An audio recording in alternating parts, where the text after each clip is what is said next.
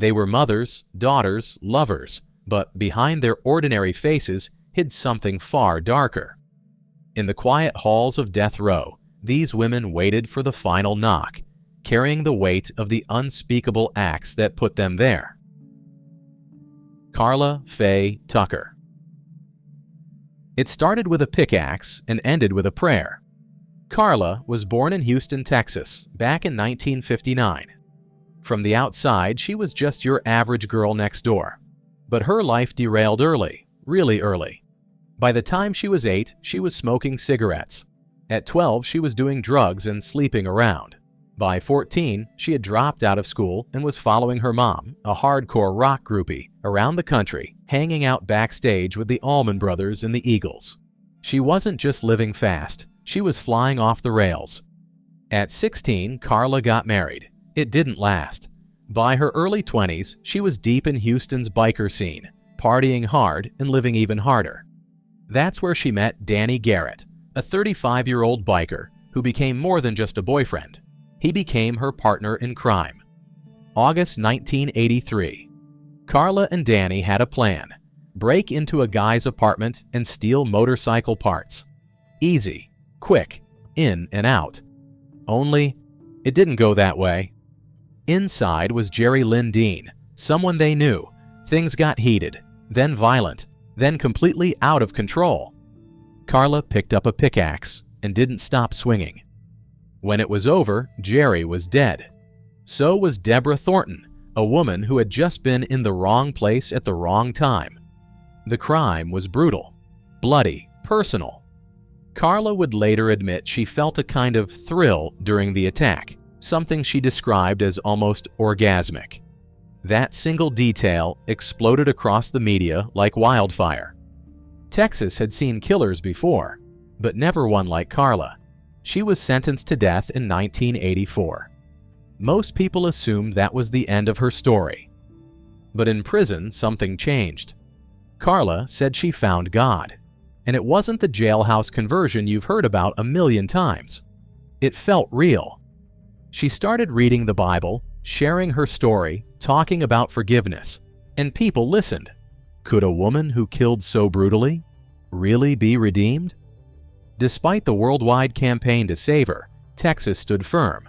On February 3, 1998, Karla Faye Tucker became the first woman executed in Texas in over 130 years, and the first woman executed in the U.S. since 1984.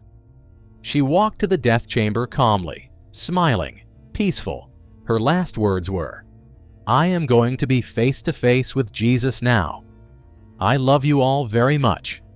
I'll see you when you get there. I'll wait for you." Betty Lou Beets.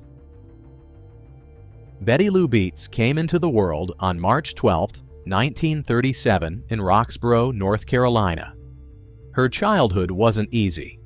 After a bad case of measles, she was left partially deaf, which made her feel cut off from everyone around her. She would later say that growing up, she also suffered abuse at the hands of her father. At just 15 years old, she married for the first time. Her husband was Robert Franklin Branson, and it seemed like marriage was her way of escaping the mess at home. But instead of finding peace, Betty Lou's life kept spinning in and out of control. She ended up marrying 6 times, twice to the same man, and according to people who later spoke up for her, almost every marriage had abuse. None of that really came out until much later, after everything had already fallen apart. Before she was ever charged with murder, Betty Lou had already been in trouble with the law. She had a record that included public lewdness and violence. She once shot her husband, Bill Lane, in the abdomen. He admitted he had threatened her, and somehow, after all that, they even remarried before splitting up again a month later. In another angry moment, she tried to run over her third husband, Ronnie C. Threlcold, with her car. Both men lived to tell their stories, and they would when the time came. On August 6, 1983, Betty Lou Beets called the police and reported her 5th husband, Jimmy Don Beets, missing from their home near Cedar Creek Lake in Henderson County, Texas. But what she told the police was only part of the story. Her son, Robert Branson, later revealed that Betty Lou had warned him that she planned to kill Jimmy Don and told him to leave the house for a while. When Robert came back a few hours later, he found Jimmy Don dead with 2 gunshot wounds. Instead of going to the police, Robert helped his mother bury the body right there in the front yard, underneath what would later become a wishing well. Only after the body was hidden did Betty Lou pick up the phone and make her call. The next day, trying to make the story look real, Betty Lou planted Jimmy Don's heart medication inside his fishing boat. She and her son abandoned the boat in the lake, and it eventually washed ashore near a marina. Believing Jimmy Don had simply fallen overboard and drowned, police spent 3 weeks dragging the lake, never suspecting the truth was buried much closer to home. 2 years later, in 1985, a tip led the Henderson County Sheriff back to Betty Lou's doorstep. With a search warrant in hand, they dug up the yard and found Jimmy Don's remains hidden beneath the old wishing well. But that wasn't all. As they kept searching, they also uncovered another body buried in the garage. Doyle Wayne Barker, Betty Lou's 4th husband. Both men had been shot with the same .38 caliber pistol. Betty Lou was arrested and charged with the murder of Jimmy Don Beets. Although Doyle Wayne Barker's body was found too, she was never put on trial for his death. Betty Lou's trial began in July 1985. She pleaded not guilty, claiming 2 of her children were the real killers. Evidence of the years of alleged abuse she had suffered was never brought up during the trial. The jury didn't take long to make up their minds. On October 11th, she was found guilty of murder for remuneration, killing someone for financial gain, and just 3 days later, she was sentenced to death. Her legal battle dragged on for years. Appeals reached the U.S. Supreme Court, but every effort ended with the same answer: denial. After years of delays, an execution date was finally set for February 24, 2000. She became the 2nd woman executed in Texas, leaving behind a haunting legacy and survivors who lived to tell their stories. Christina Riggs.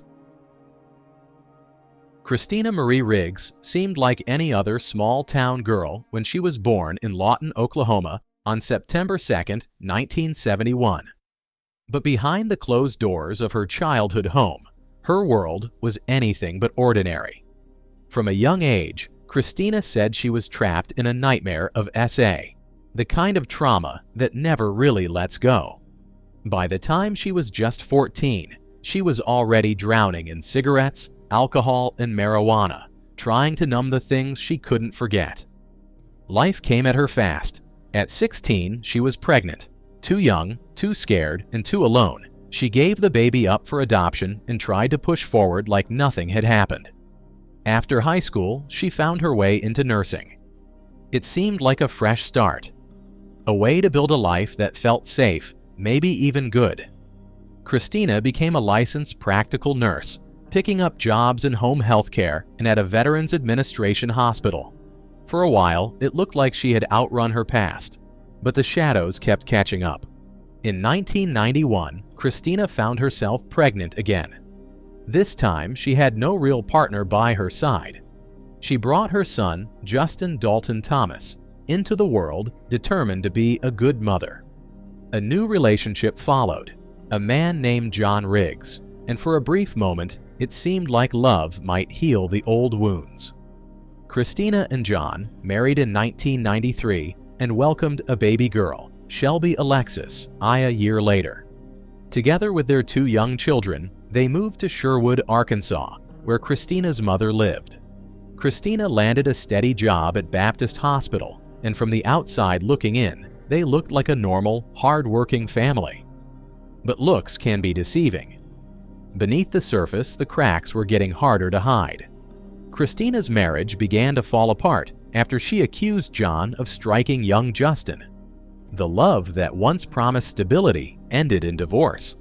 She was left alone again, a single mother, battling depression, carrying more weight than anyone could see. And soon, that heavy, invisible world she lived in would lead her down a path no one could have imagined.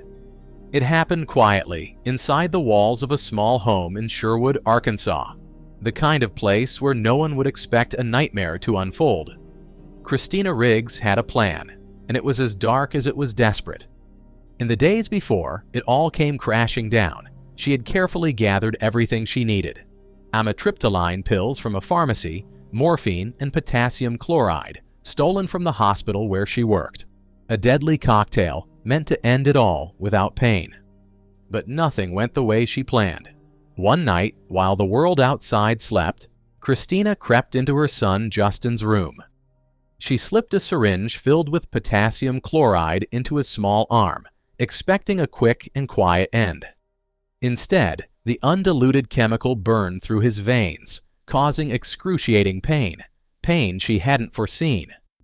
Panicking, she tried to ease his suffering with morphine, but it wasn't enough. The drugs weren't working. With trembling hands, Christina smothered her little boy until his cries finally stopped. And then she turned to her daughter Shelby.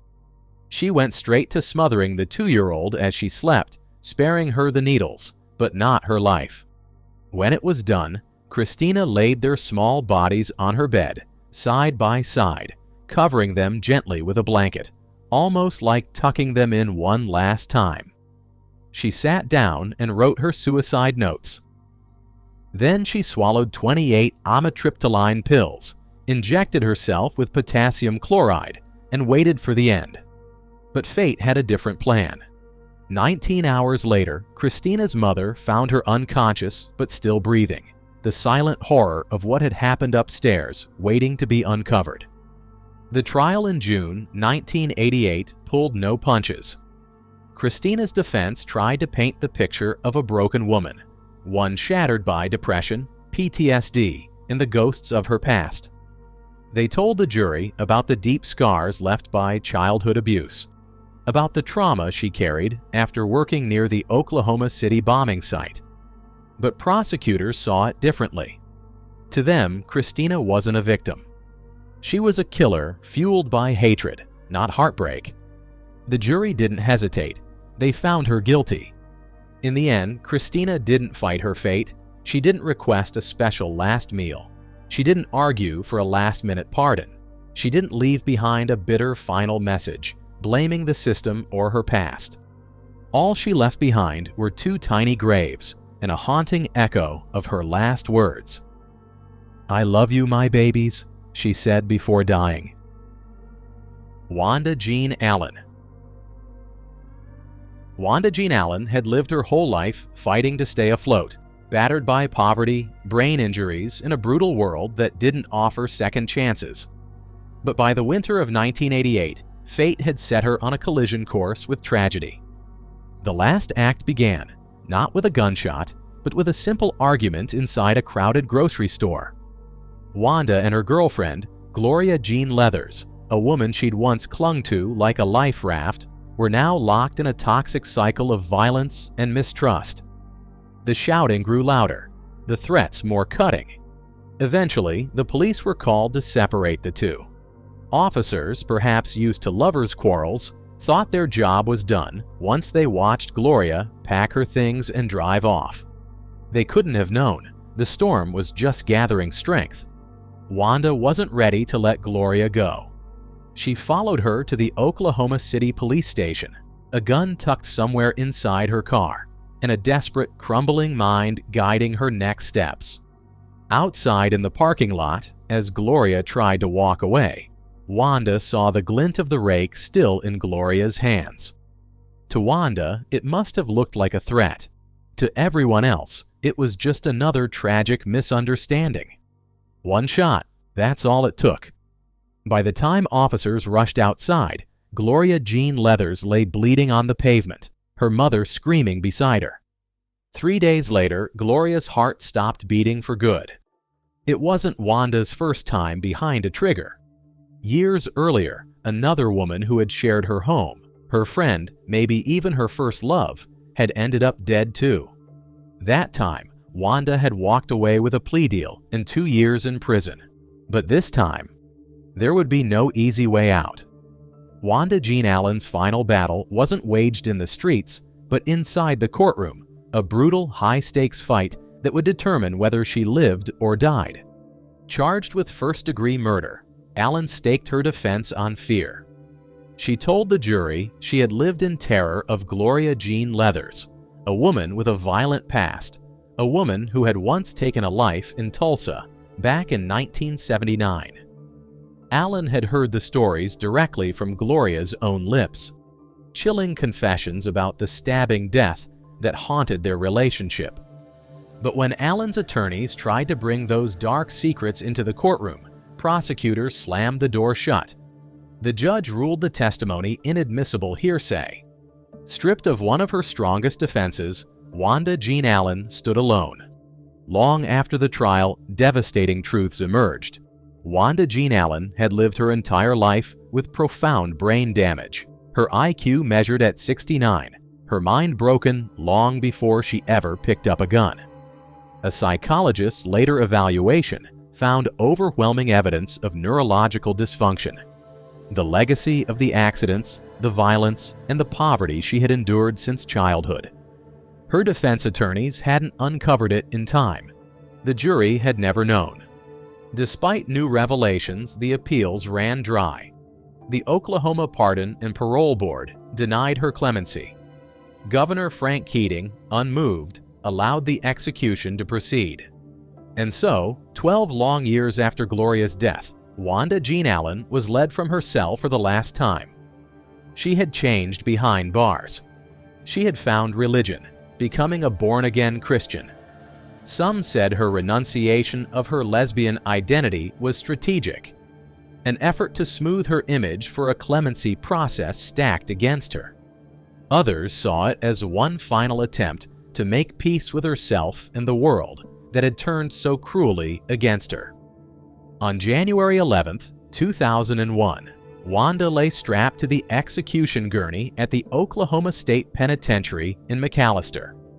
24 members of her victims' families watched through a tinted window as she faced her end. "Father, forgive them," she whispered. "They know not what they do." And then she danced on the gurney, her spirit refusing to be crushed even in her final moments. Frances Newton. In April 1987, just weeks before her 22nd birthday, Newton's young family, her husband Adrian, her son Alton, and her baby daughter Farah, were found murdered in their Houston apartment, each killed execution style. Newton, sitting silently under the weight of unimaginable accusations, insisted from the beginning, "I didn't do it." She maintained that plea, steady, unwavering, for 18 long years until the needle pierced her skin in the death chamber. The prosecutors told a different story. They painted Frances as cold and calculating, a woman who forged insurance policies and arranged the murders to cash in on $50,000 of death money. They pointed to the bag she hid at a relative's home, the murder weapon tucked inside.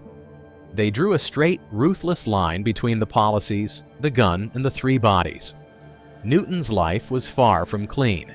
She had been convicted of forgery 2 years before the murders, earning 3 years of probation. Her marriage to Adrian was deeply troubled. He battled drug addiction, debts piled up, danger circled close. Frances said that danger, drug dealers, had come for Adrian and wiped out the family. But the courtroom only seemed to hear the sound of insurance papers rustling. Frances Newton was convicted on October 25, 1988. Sentenced to death, she sat in a tiny cell on death row for nearly 2 decades, watching the seasons and the appeals drift by. The truth remained tangled in a maze of missing evidence, uncertain ballistics, and second-hand confessions. Even 3 jurors who helped convict her later voiced deep unease, wondering if they had been shielded from critical information. A cellmate's story floated up years later, a tale about a man boasting he had killed Frances's family. Ballistics reports about a possible second gun muddied the case even further. Her husband's own parents begged the state to spare her life, saying they doubted her guilt. Still, appeals were crushed under the heavy machinery of Texas justice. 2 hours before her first scheduled execution in December 2004, Governor Rick Perry granted Frances a 120-day reprieve, a fleeting breath of hope, to allow time for new forensic testing, but nothing came of it. By September 2005, her fate was sealed. Every door slammed shut: the Texas Court of Criminal Appeals, the U.S. Court of Appeals, even the Supreme Court. No dissent, no second chances.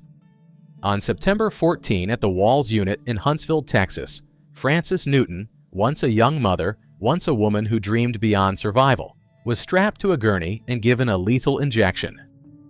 Lisa Ann Coleman. Born on October 6, 1975 in Tarrant County, Texas, Lisa's life began in the darkest of circumstances. Her mother was by her step-grandfather, and from there, things only got worse. She was sent from one foster home to another, and it wasn't long before Lisa started facing mistreatment at the hands of the very people meant to protect her.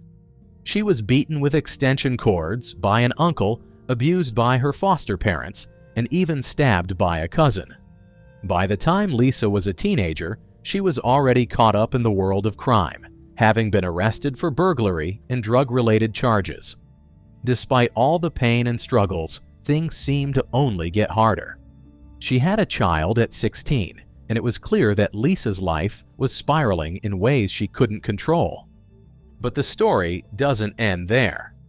Lisa's life took a tragic turn when she became involved with Marcella Williams, the mother of Devontae Marcel Williams, a 9-year-old boy who would become the victim of unimaginable abuse. Marcella and Lisa lived together, and their home would become a place of torment for Devontae. Devontae had been born prematurely in 1995, and he already faced developmental disabilities. But what he didn't deserve was the physical mistreatment and neglect he received from the people who were supposed to care for him. Over the years, Lisa and Marcella failed to get him medical help, kept him away from school, and withheld food from him. At the time of his passing in 2004, Devontae weighed just 35 pounds. He was 9 years old. His body was covered in scars, and signs of extreme malnutrition were evident. When emergency responders arrived, they found that Devontae had been dead for hours, even though Marcella had called 911, claiming he had just stopped breathing. Investigators discovered more chilling details. Devontae had been tied up with plastic extension cords, and a golf club stained with blood was found in the house. The Tarrant County medical examiner determined that Devontae's death was caused by malnutrition, with pneumonia being a contributing factor. Lisa and Marcella were arrested, and the charges against them were severe.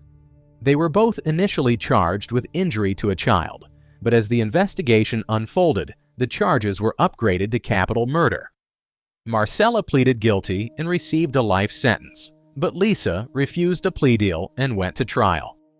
Then in 2014, after a long legal battle and numerous appeals, Lisa was executed by lethal injection. She became one of the few women to be executed in the United States in modern history. Before her execution, Lisa's attorneys claimed that she had been unfairly targeted because of her race and orientation. But ignoring the cries of injustice, the court ordered an execution for the sake of a child, failed not just by loved ones, but by the justice system as well. Suzanne Basso.